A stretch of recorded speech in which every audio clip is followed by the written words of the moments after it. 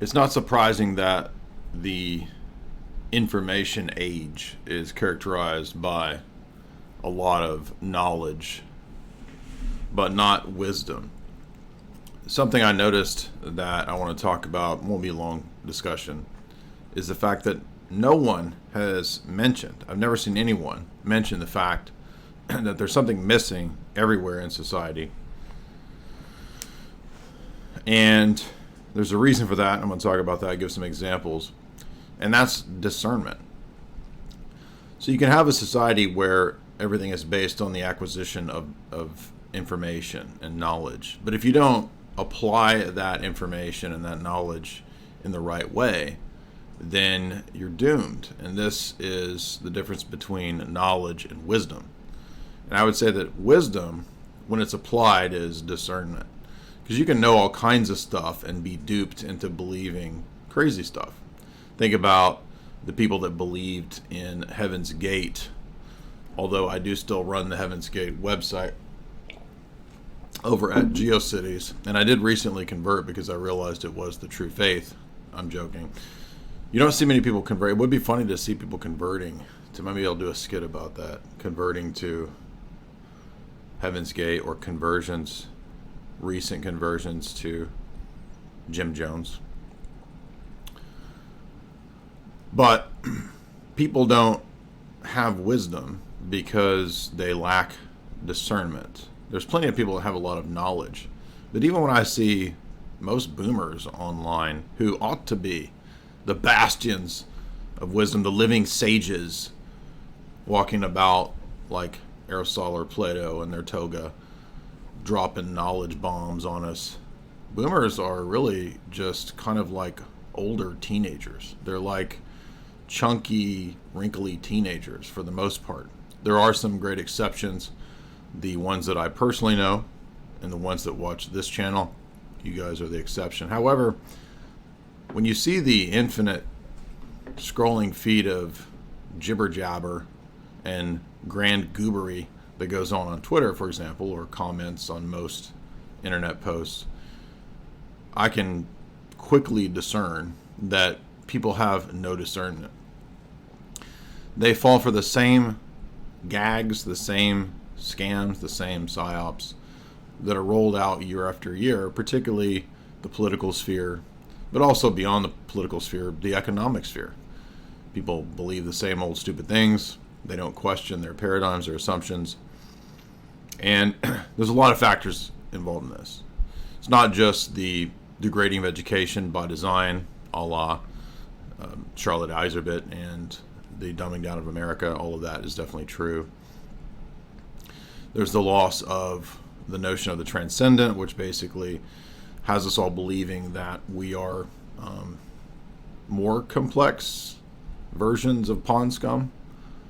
So we're meaningless pond scum, but we're also gods in the making, which is a contradiction. People, for example, can't typically recognize contradictions. And if you watch a lot of the debates that I've done over the years, you've noticed how many people, especially when we open it up to anyone calling in, they can't even see that within, say, a minute, they'll contradict themselves and they're completely oblivious to it. Even when you point it out, it's almost like there's more involved than just information. It's almost like people's choices for virtue or vice, or what we call virtue epistemology, has a much greater impact on whether they come to know and believe the truth or not, and not just the facts. So this would mean then that man's on a blank slate, and that just feeding him more and more info slop isn't necessarily going to lead him to the right conclusions, even if a lot of that information is correct. So what's lacking is wisdom, the correct application of the knowledge at the right time, in the right way, the right place. And that is a virtue. And anytime you divorce the epistemology or your worldview or your ethics or whatever from virtue, it really becomes impossible, incoherent, and unworkable.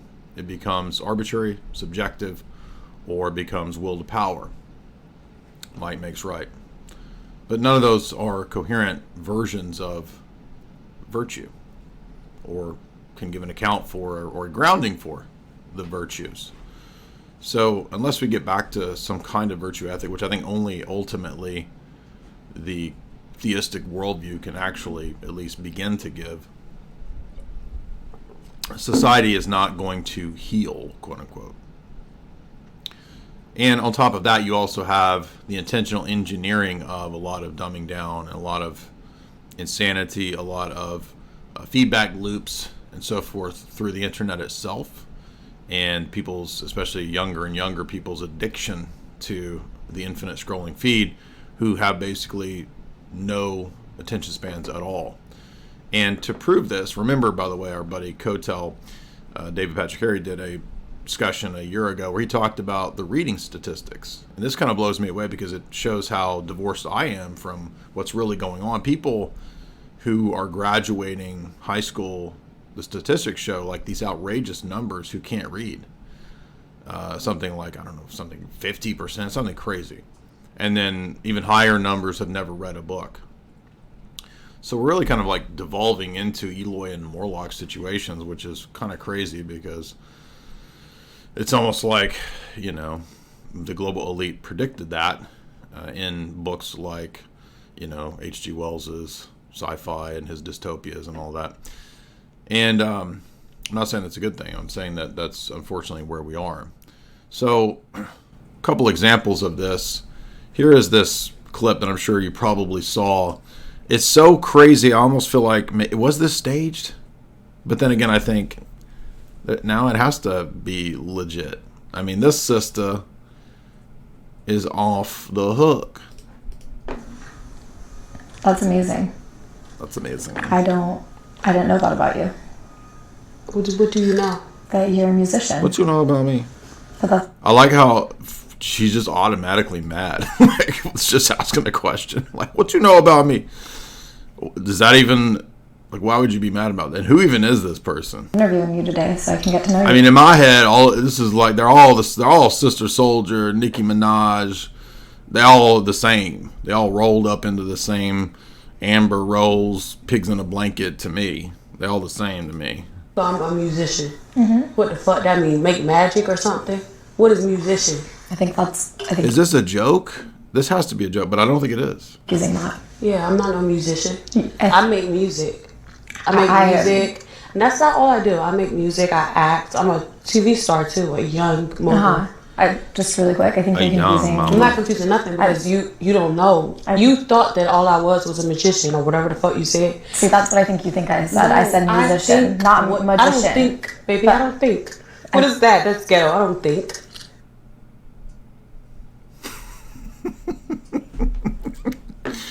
Okay.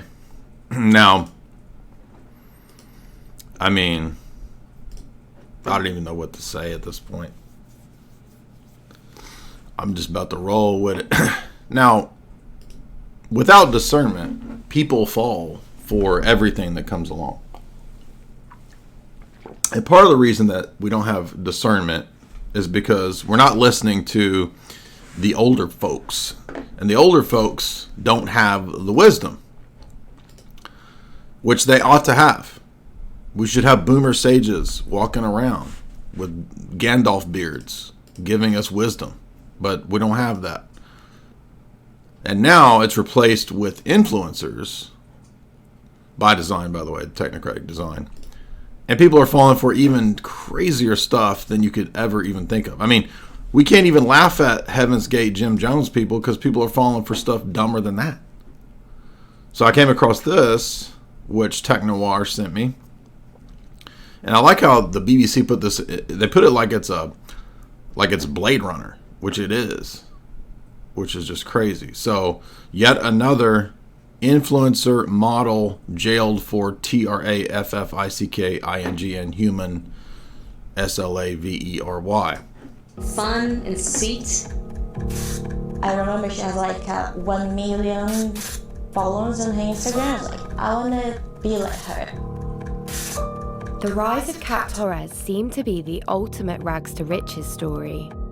From poverty to international model and wellness influencer, she captivated women all over the world.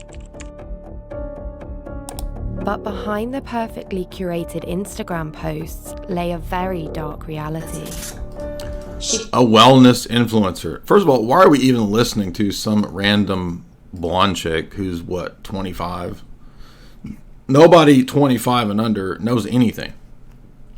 And they sure as heck ain't got an ounce of wisdom. FDA pointed out the other day that Plato, I'd forgotten this, Plato has a discussion, I think in the Republic or one of the dialogues, where he says nobody under 30 should even be introduced to logic, rhetoric, and debate because they're too dumb and idiotic. And he has this great point where he says anybody under 30 that learns to debate and learns rhetoric and logic and all that, he says all they're doing is repeating what the other debaters who are older say, because they haven't actually learned the wisdom and the application of the art. They're more so just regurgitating. They think that the art of it is regurgitating, which is normal, I guess, because I think in any discipline we would see this, or any of the arts, right? Somebody's playing guitar or they're drawing.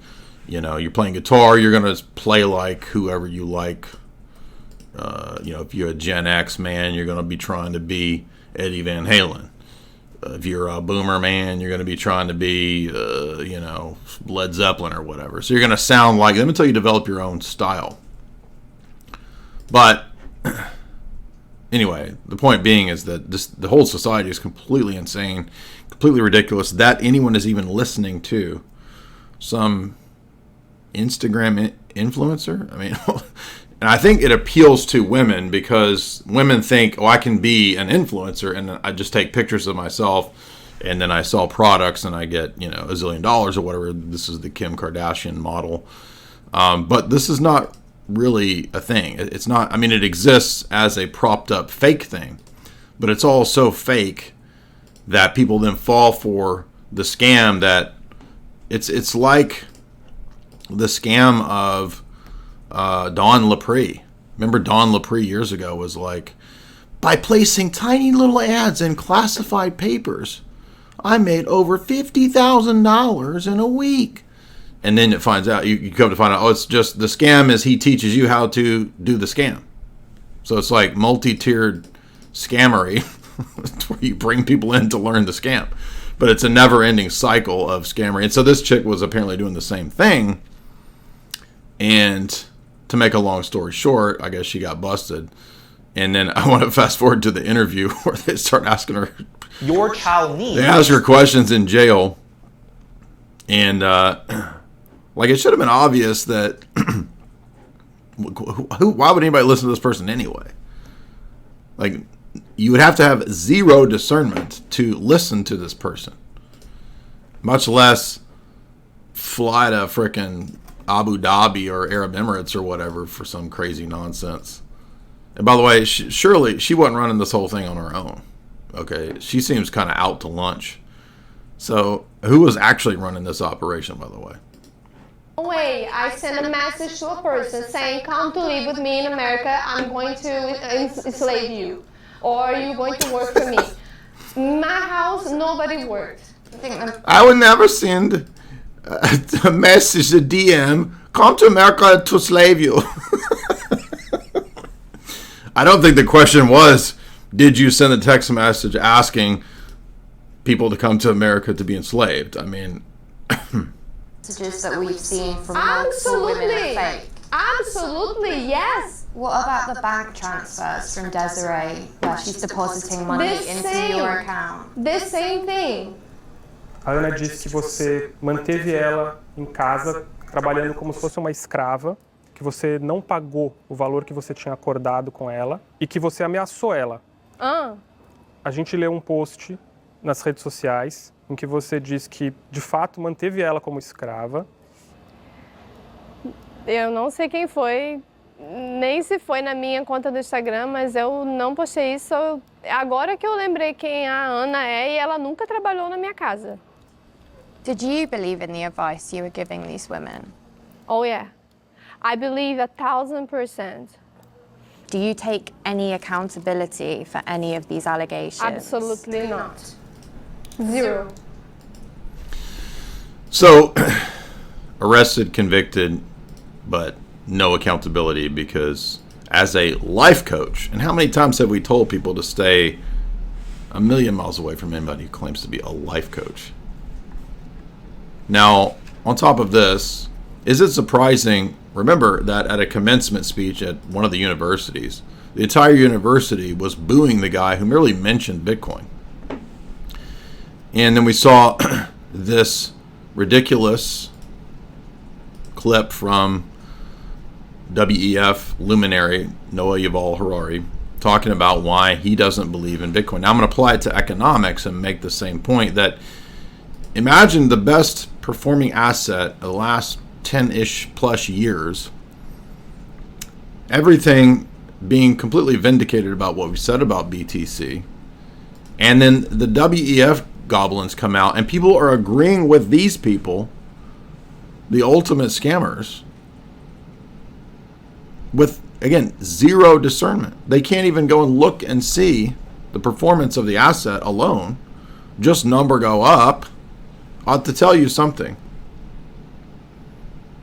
And they're using the same reasoning of this monster. Bitcoin.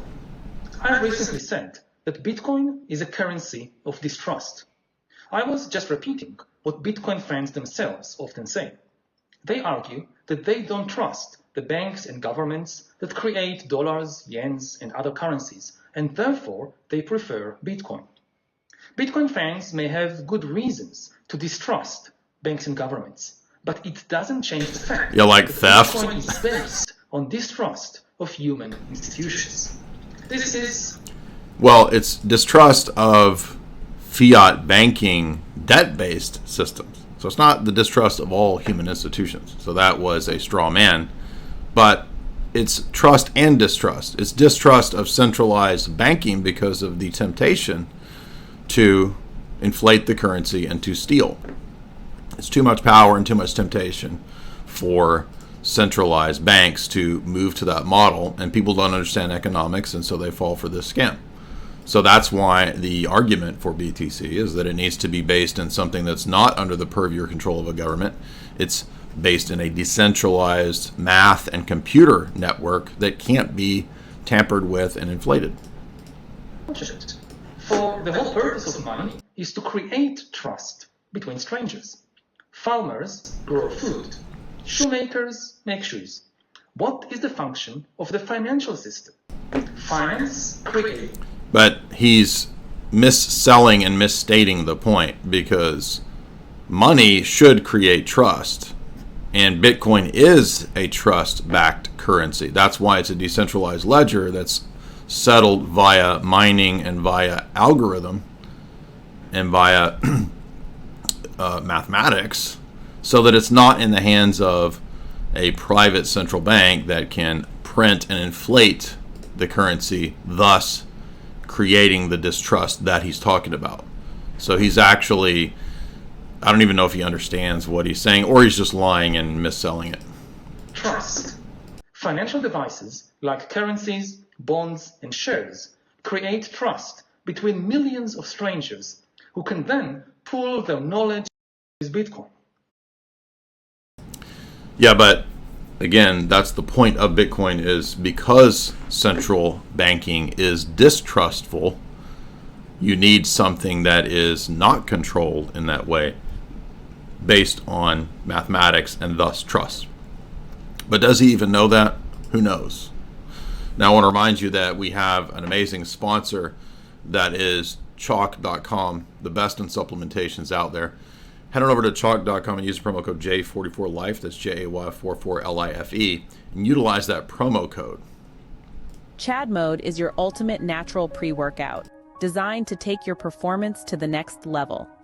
Chad Mode is for Natty Beast alphas only. Whether you're hitting the gym, invading a favela, conquering a small village, gambling, burning the midnight oil, mogging on your coworkers, or getting banned from Facebook, Chad Mode gives you the competitive edge you need. It's as simple as mixing 1 or 2 scoops of our fine powder into water or juice, providing you with a delicious, energizing beverage featuring a burst of sweet, organic fruit flavor.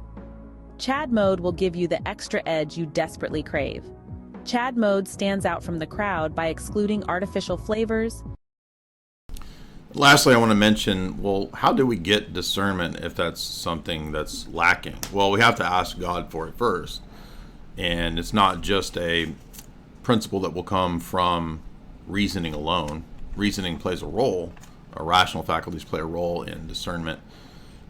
But we have to ask God for wisdom like Solomon did. We have to utilize our critical thinking skills. We have to learn things like the logical fallacies, all that kind of stuff. Sure, that's all part of it.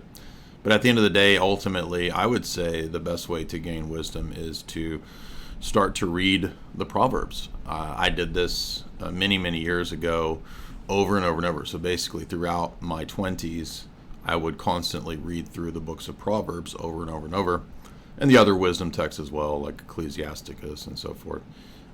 So I would recommend that if you're a young guy who wants to begin to gain wisdom, is to ask God for it and then continually read the books of Proverbs.